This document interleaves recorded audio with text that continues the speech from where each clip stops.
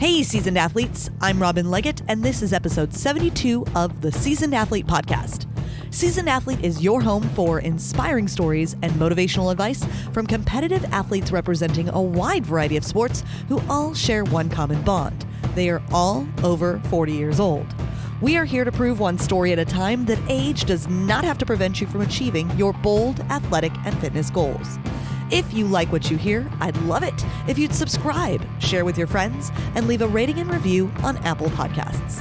And if you really love us, like really love us, you can support our ability to continue to bring inspirational stories to you by way of either a one-time donation or by becoming a monthly sponsor.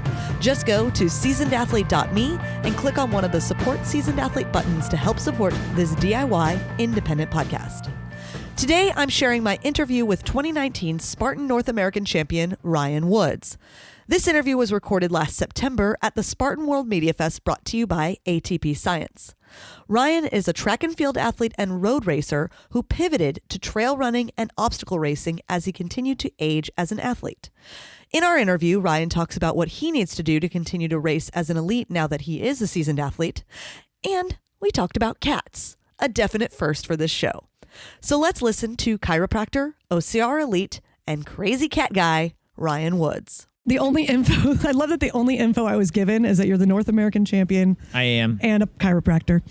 That is literally the only information. Well, yeah, so I'm the Spartan North American champion this year. I was the U.S. Series champion last year for Spartan. I've got a track and field background. I was an All-American at NC State way back when, 1355K.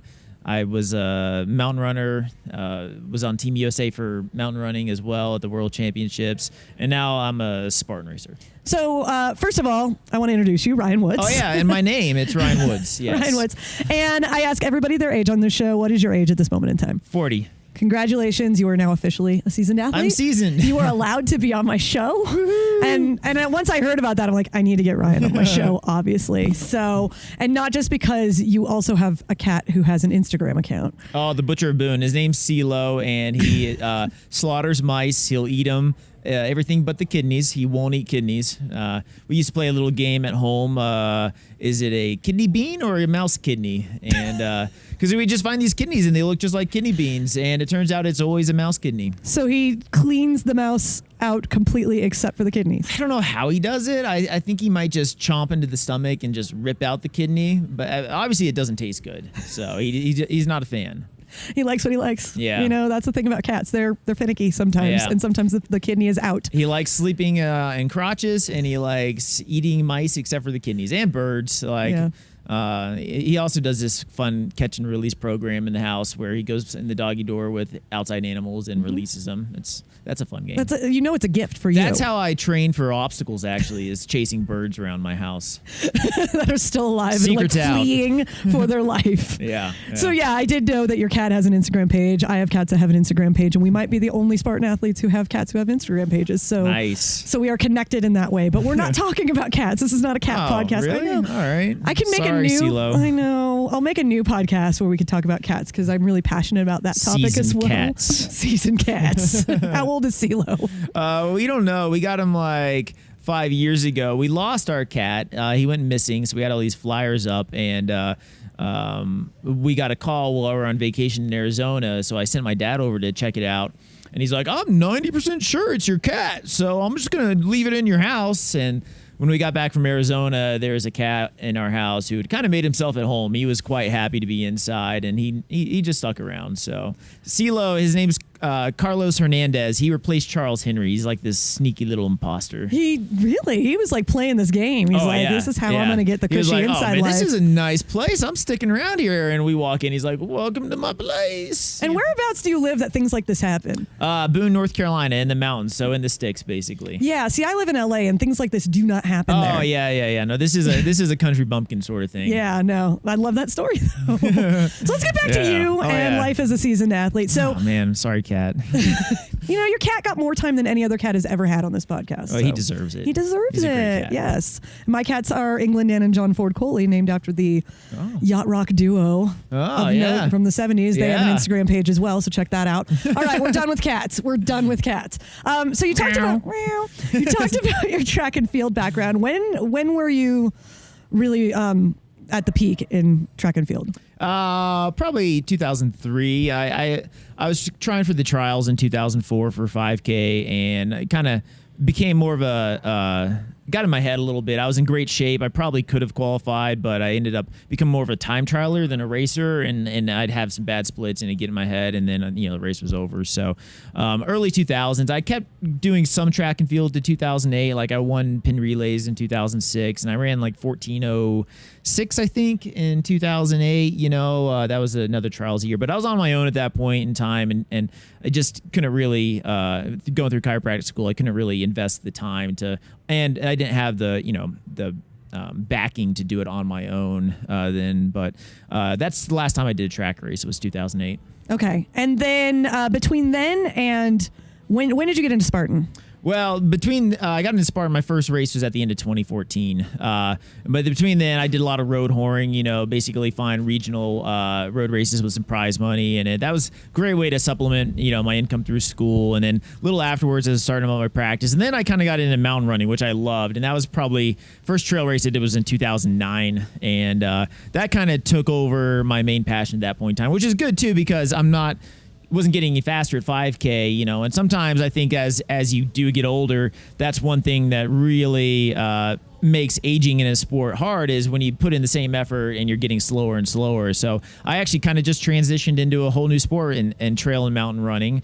And then, that took me to some great places, and that's what led to the transition to Spartan racing, because it's all trails and mountains or off trail, and then you throw in some obstacles. So again, you kind of, as you're getting slower in that, you learn new things, you get stronger, and then you become better in this whole new sport as you're 35 getting started in it. Yeah. So you got started around 35, which I don't know if that's older or not. Like the range of ages in the sport are kind of all over the place. So new, yeah. So you can have, if you start it, you're going to be starting within the last 8 years. So whatever your age is what your age is, because it's new.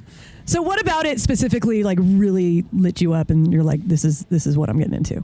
I guess the challenge of it, just the obstacles, and you get in there and you see the potential right away. I think in my first race I finished, the Carolinas Beast, it was like an age group championship. I beat like 4 or 5 pro team members, and I'm like, all right, this isn't so bad. But, it was also a little bit of fool's gold. I wasn't strong enough. I hadn't been doing strength training through my years of running. So I, it just took a little bit of time, a year or two, to kind of really get to be a complete Spartan athlete. And some of the benefits from that I didn't expect was that I'm a healthier runner now. In my mid-30s, I was a lot more injured than I am now because of the strength stuff, the core, the stability, working squats, getting my glutes good. I'm way healthier now, even though I'm doing crazier stuff, bombing downhills like nobody's business. It's now, that's something my body is adapted to because of the extra work I put in. And it's kind of been neat as a runner to be, getting healthy and stronger again at 40 as compared to 35. So the strength training that is required in Spartan race, sort of the all-around athletic training that is required in Spartan race that you didn't really need or didn't think you needed back then, is helping you become a better athlete in your 40s. Yeah. Healthier, just stronger, balanced. Yeah, I think so. And give me an example of like a typical training week for you. I run probably 6 or 7 days out of the week. I'll take maybe 1 day on the bike or a double day on the bike, usually just indoor trainer. So running is a big part of it. It's a very structured running week with 2 efforts that are harder in terms of interval training or fartleks, and then 1 long run on Sunday. And then for the strength and mobility stuff, I do what I call broga. I would say 4 or 5 times a week. It's just yoga for CrossFitters.